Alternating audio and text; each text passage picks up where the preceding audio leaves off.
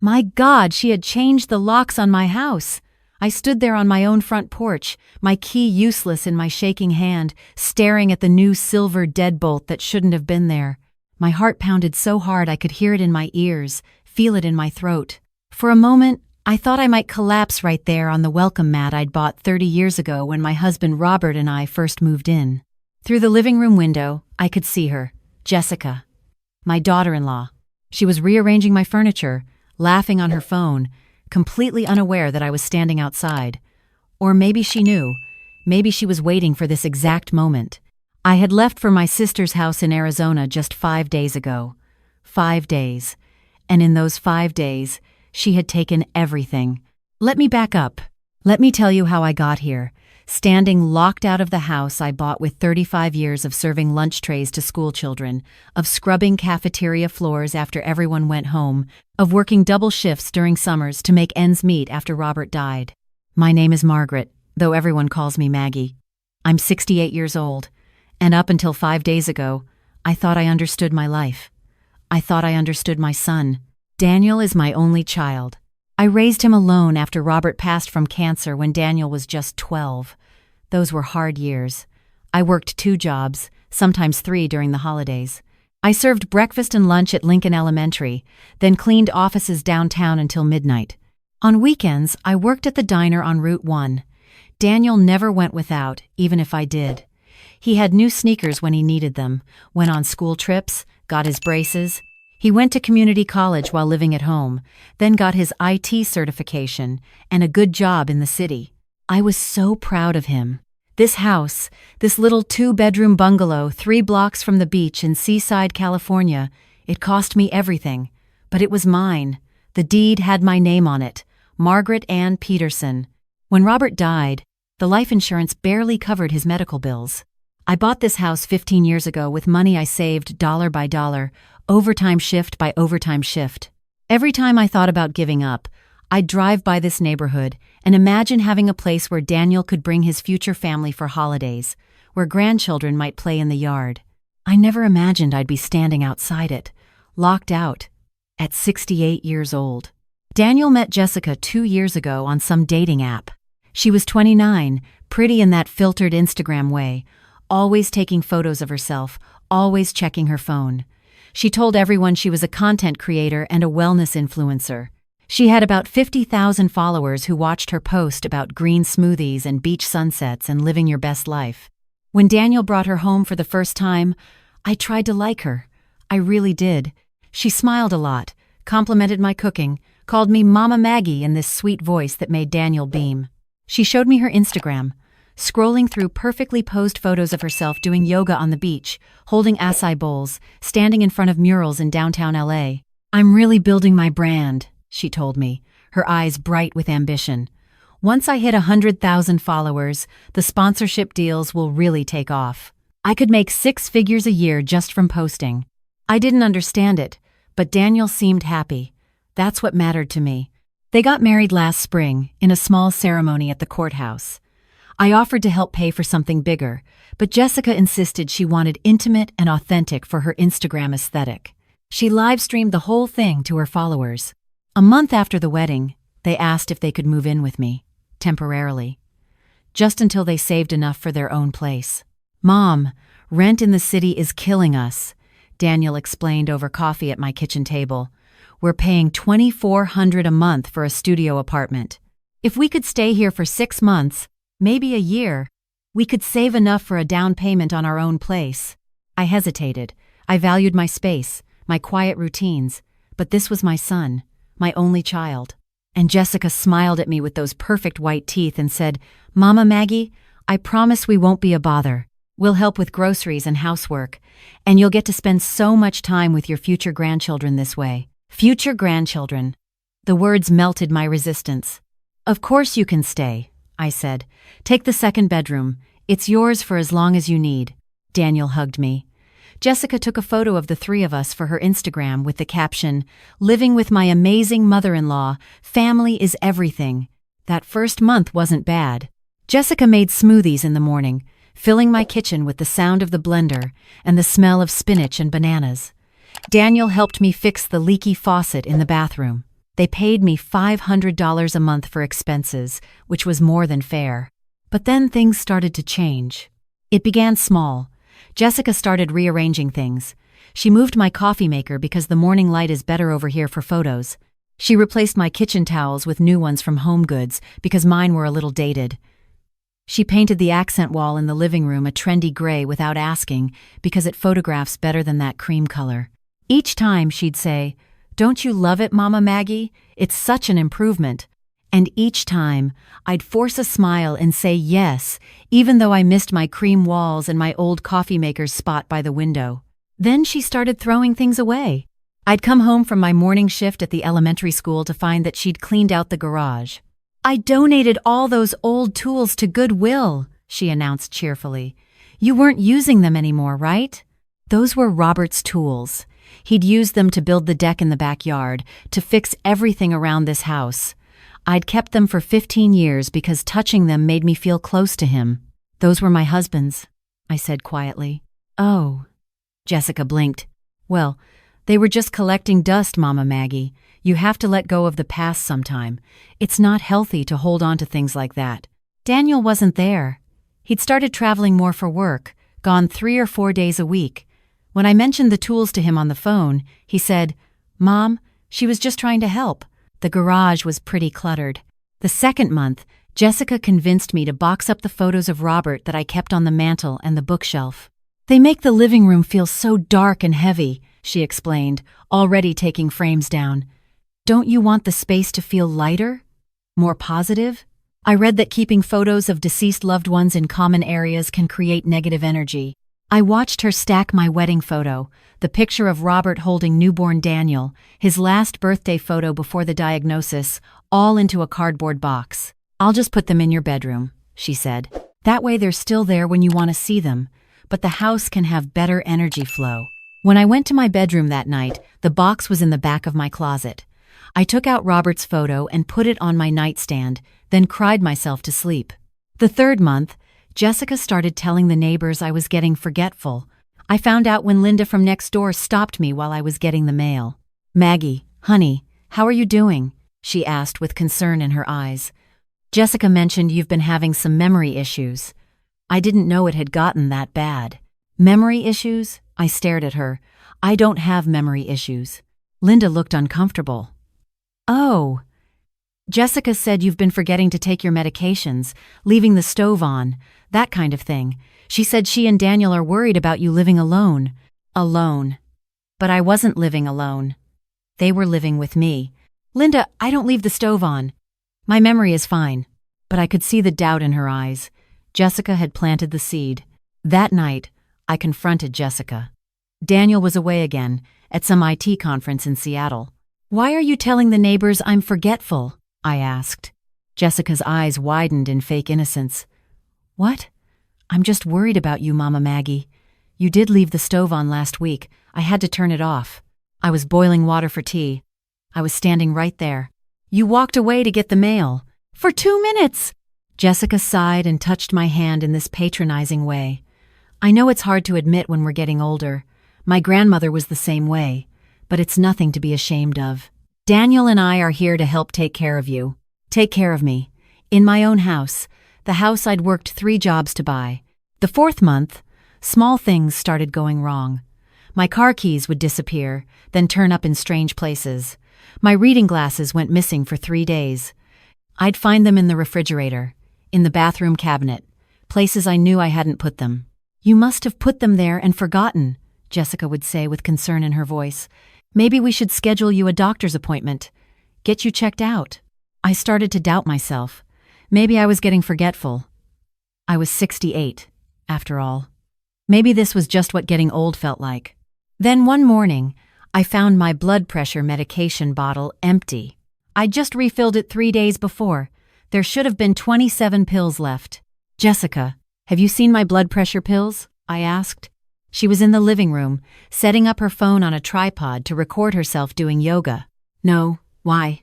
"The bottle is empty. I just refilled it." She stopped mid-pose and looked at me with exaggerated concern. "Mama Maggie, are you sure you took them right? You need to be careful with medications at your age. Maybe you accidentally took too many." I know how to take my medication. I've been taking this same dose for 10 years. Well, they're not in the bottle, so you must have taken them. She went back to her yoga pose, speaking to her phone camera. Good morning, beautiful souls. Today we're focusing on hip openers. I found the pills 3 days later. They were in the trash, mixed in with coffee grounds and food scraps. I stood there staring at them, my heart pounding. This wasn't an accident. Someone had thrown them away. That's when I went to the security store in town and bought 2 small cameras. One for my bedroom, hidden inside a clock on my dresser. One for the living room, hidden inside a picture frame on the bookshelf. They connected to an app on my phone, recording everything to the cloud. I didn't tell anyone. Not Daniel, not Jessica, not even Linda next door. The 5th month, Jessica started making bigger changes. This furniture is so outdated, she announced one Saturday morning. Daniel and I were thinking we'd like to update the living room. Make it more our style. Our style? In my house, I like my furniture, I said carefully. But Mama Maggie, this couch is like 20 years old, and it's so brown and boring. If we're all going to be living here together, shouldn't we make the space feel fresh, more modern? How long were you planning to stay? I asked. You said 6 months to a year. It's been 5 months already. Something flashed in Jessica's eyes. Something cold. But then she smiled. Well, the market is really tough right now. We're still saving. Maybe another year? You don't mind, do you? I mean, this house is pretty big for just one person. Before we moved in, you were here all alone.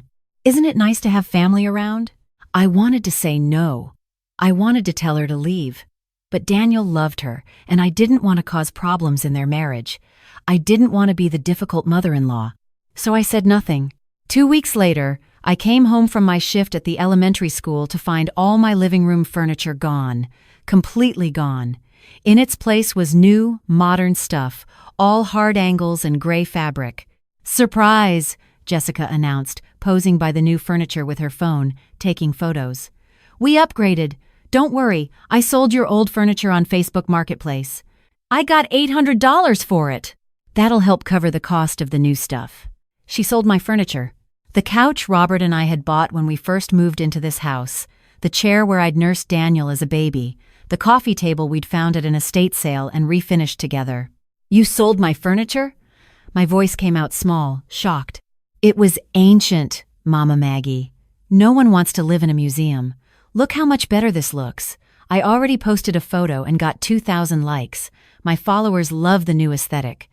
When Daniel came home that night, I tried to talk to him. Son, Jessica sold all my living room furniture. She didn't even ask me. He looked tired, stressed from work. Mom, she's trying to make this place feel more like home for us. The old furniture was pretty worn out. It was my furniture. In my house. Mom. He rubbed his face. Can we not do this right now? I had a brutal week. Jessica is just trying to help. She has good taste. The new furniture looks great. That's when I realized my son was slipping away from me. Or maybe he'd already gone, and I just hadn't wanted to see it. The 6th month, Jessica started talking about the future.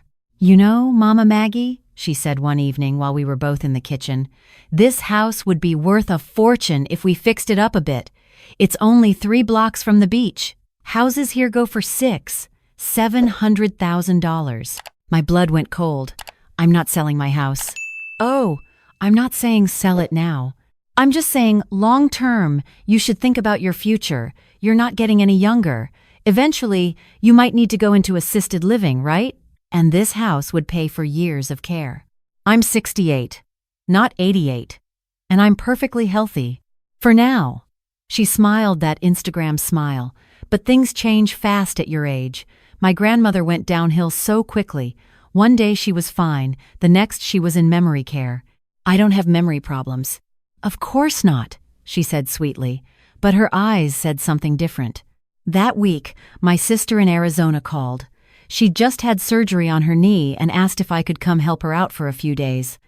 I'd love to, I told her. I'll fly out this weekend. When I mentioned it to Jessica, her face lit up. Oh, that's perfect. You should stay as long as you need to. A week, 2 weeks, however long she needs you. Daniel and I will take care of everything here. Something about the way she said it made my stomach clench. But I couldn't exactly say no to helping my sister. Before I left, I checked the security cameras on my phone. Both were recording perfectly, saving footage to the cloud. I kissed Daniel goodbye at the airport. "Take care of the house," I told him. "Mom, it's only 5 days. What could happen?" Everything, as it turned out. I spent 4 lovely days helping my sister, cooking her meals, driving her to physical therapy. On the 5th day, I decided to come home a day early. I wanted to surprise them, maybe make Daniel his favorite meatloaf for dinner. I didn't call ahead, I just took an earlier flight, caught an Uber from the airport, and arrived home at 3 in the afternoon. That's when I found the locks changed. I stood there on my porch, my suitcase at my feet, my key useless in my hand. Through the window, I could see Jessica on her phone, laughing, walking through my house like she owned it. I knocked. Loudly. It took her a full minute to come to the door. When she opened it, she didn't look surprised. She looked triumphant. "Can I help you?" she asked, blocking the doorway.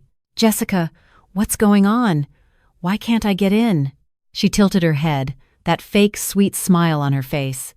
"I'm sorry, but this isn't your house anymore, Margaret." "Margaret. Not Mama Maggie. Not even Maggie. What are you talking about?" "Of course it's my house. I've lived here for 15 years.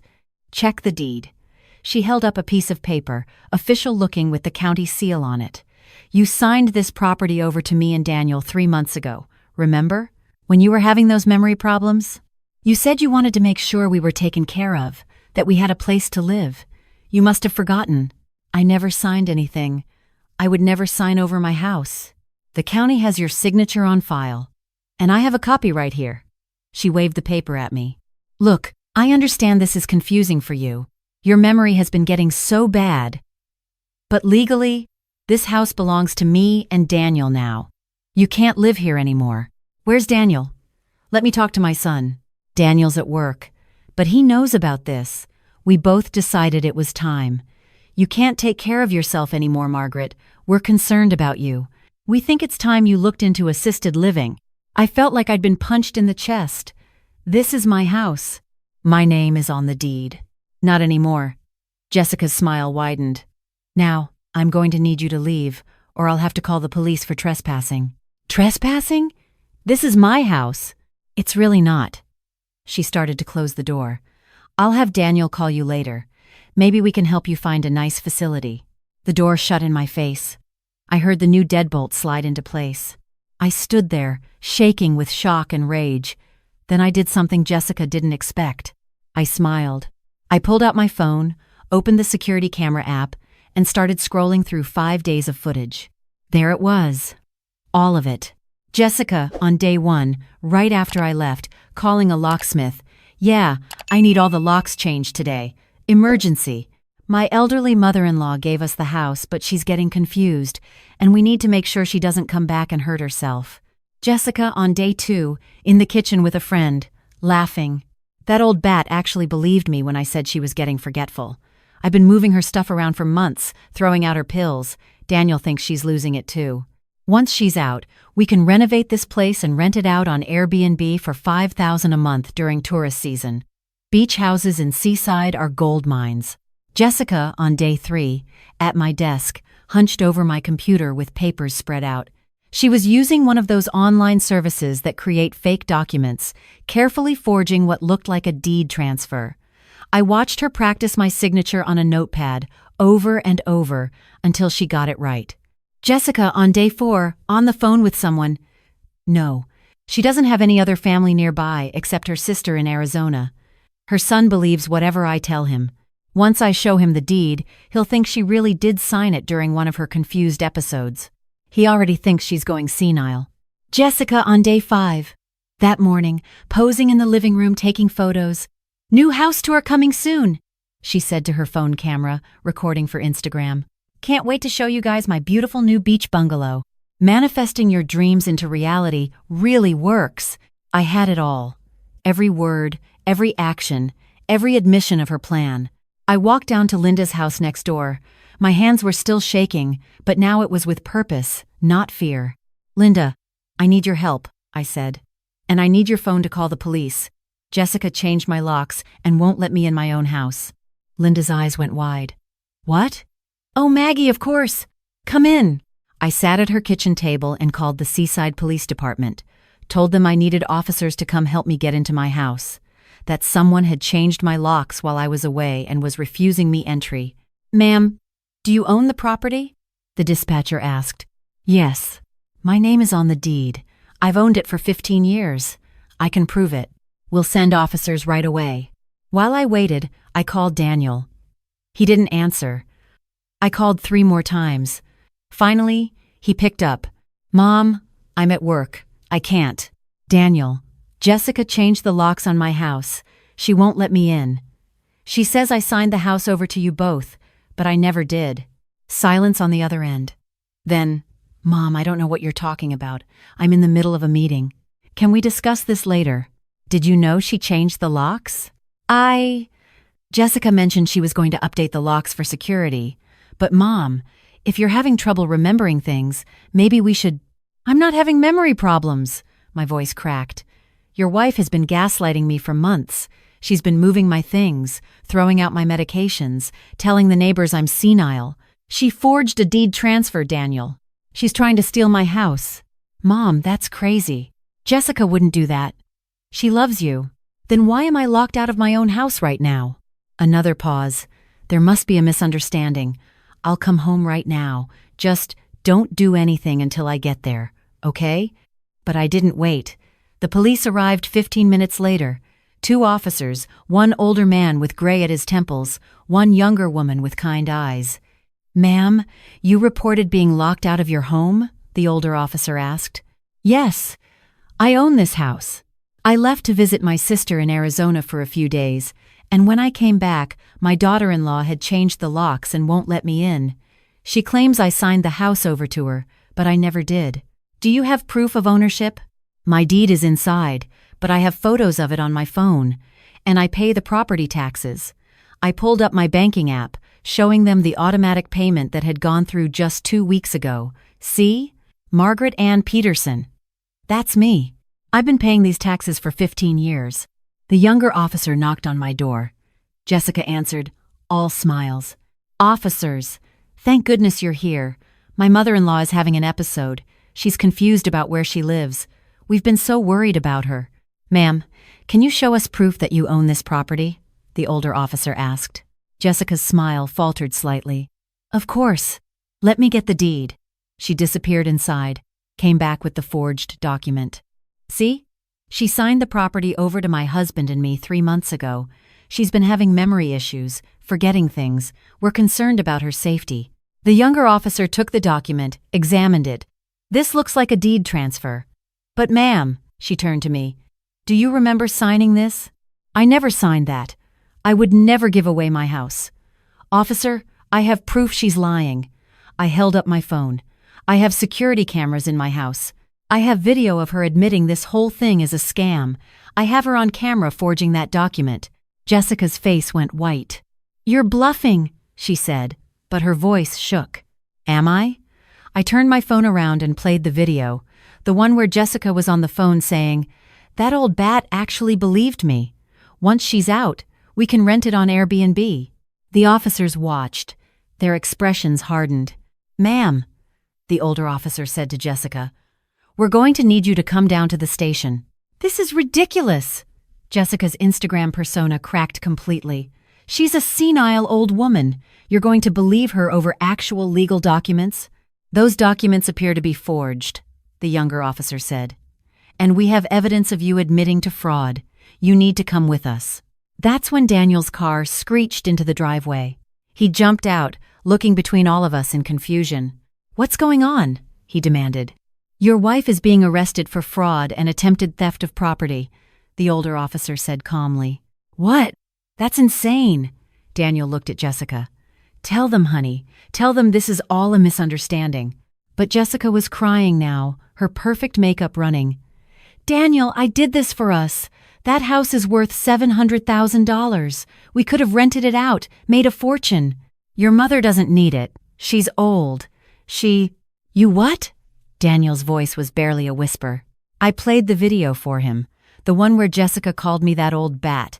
The one where she detailed her whole plan. The one where she practiced forging my signature. I watched my son's face as he realized his wife had been manipulating both of us. Watched him understand that the woman he'd married had tried to steal his mother's home, had spent months gaslighting me, making me doubt my own sanity. "Mom," he turned to me, his eyes full of tears. "Mom, I didn't know. I swear I didn't know. She told me you were getting forgetful. She showed me your pills in weird places, your keys in the fridge. I thought you really were having problems. She put them there, Daniel. She set all of it up.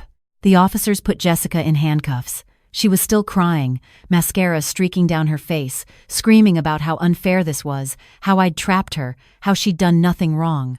As they led her to the patrol car, the older officer pulled out her phone, still recording a video. Her Instagram was still open. "Looks like she was live streaming," the officer said. "Over 5,000 people watched this whole thing. Comments are going crazy." And just like that, Jessica's perfectly curated Instagram image shattered. Her followers watched her get arrested in real time, watched her confession, watched the truth of who she really was. The officers gave me a new key to my own house. They'd called a locksmith, who changed the locks again, this time putting them back in my control. Daniel and I stood in the driveway after they left. After the neighbors who'd come out to watch finally went back inside. "Mom, I'm so sorry," he said, and he was crying properly now. "I should have believed you. I should have protected you. She was so convincing." "She was," I agreed. "That's what manipulators do." "I'm filing for divorce. Tomorrow." "I think that's wise." He looked at the house, his childhood home. Can I still live here? Just me? I'll pay rent. I'll pay whatever you want. I can't go back to that apartment. Everything there reminds me of her." I put my hand on his arm. "You're my son. This is your home too. But we're going to have some rules, and you're going to help me repaint that accent wall back to cream." He laughed, but it was a broken sound. "Deal." That night, after Daniel had fallen asleep in his childhood bedroom, I sat in my living room with a cup of tea. Linda had helped me move my old furniture back from her garage, where she'd been secretly storing it. Jessica had told Daniel she'd sold it, but she'd actually just dumped it at Linda's, planning to sell it later. My couch was back. My chair was back. Robert's photo was back on the mantel. I pulled out my phone and looked at the viral video. Jessica's live stream of her arrest had been shared over 50,000 times. Her follower count was dropping by the hundreds. People were commenting, calling her out, tagging news stations. "Karma caught on camera," one comment read. "Never underestimate an old lady," said another. I smiled. Not because I was vindictive, though I won't lie and say the justice didn't feel good. I smiled because I was sitting in my home, the home I'd earned with 35 years of hard work, the home no one could take from me. My phone buzzed. A text from my sister. I saw the video. "Oh my God, are you okay?" I texted back, "I'm fine. I'm home. Where I belong." Before I went to bed that night, I took down the hidden cameras. I didn't need them anymore. Jessica was facing felony charges for fraud, forgery, and attempted theft. The district attorney had called me personally to say they had everything they needed for prosecution. Daniel and I had a long talk the next morning over coffee. He admitted he'd been blind, that he'd wanted so badly to believe he'd married someone good, that he'd ignored the red flags. He'd thought Jessica's suggestions about my memory were genuine concern. He'd thought selling my furniture was helpful, modernizing. He'd thought all of it was love. "That's the thing about manipulation," I told him. "It feels like love at first, until you realize it's control." He nodded, staring into his coffee. "How did you know to put up cameras?" "Your grandmother used to tell me, trust your gut. When things feel wrong, they usually are." My gut was screaming at me for months. I just had to prove I wasn't crazy. "You're not crazy, Mom. You're the smartest person I know." 2 weeks later, Daniel moved into his own apartment. He needed space to figure out who he was without Jessica, to process everything. I understood. He came over every Sunday for dinner, and slowly, he seemed more like himself again. Jessica's story kept spreading. Local news picked it up. Influencer arrested for attempting to steal elderly mother-in-law's home. then regional news, then a segment on a national morning show about elder fraud. Her Instagram account was deleted. Her wellness influencer career was over. And honestly, I felt nothing but relief. 3 months after that day on my porch, I was sitting on my couch, reading, when someone knocked on my door. I opened it to find a young woman, maybe 35, holding a microphone. "Mrs. Peterson?" "I'm Julie Chen from Channel 7 News. We're doing a segment on elder fraud awareness. Would you be willing to share your story?" I thought about it. Thought about all the other elderly people out there who might be getting manipulated, gaslit, stolen from. People who didn't have security cameras or a sister's phone to call the police. "Yes," I said. "I think I would." The interview aired the following week. I sat in my living room with Daniel and Linda, watching myself on TV, talking about gaslighting, about manipulation, about the importance of trusting yourself even when everyone around you says you're confused. My phone rang off the hook after that. Emails poured in from people sharing their own stories. Organizations fighting elder fraud asked me to speak at their events. I retired from my cafeteria job. After 35 years of serving lunch to school children, I decided it was time. I had enough saved, enough security, and I had a new purpose. Now I spend my time working with the local senior center, teaching classes on financial fraud, sharing my story, helping other elderly people recognize the warning signs of manipulation. Daniel healed. Slowly, but he healed. He met someone new, eventually. A woman named Sarah who works as a nurse, who has kind eyes and never once suggested I was losing my memory. They take things slow. He's learned his lesson. Jessica, last I heard, was sentenced to 3 years in prison. She tried to claim I'd entrapped her, that the cameras were illegal. The judge disagreed. She also had to pay restitution, though I told my lawyer to donate any money she paid to elder fraud prevention programs. I forgave my son. Completely. He was a victim too, in his own way, but I never forgot what happened. I couldn't, because forgetting would mean letting my guard down, and I'd worked too hard to build this life to let anyone take it from me ever again. Sometimes, late at night, I look at the photo of Robert on the mantle and tell him what happened. I think he'd be proud of how I handled it. He always said I was tougher than I looked. "You always told me to trust my gut," I whisper to his photo. "Thanks for that. My house is still mine. My name is still on the deed.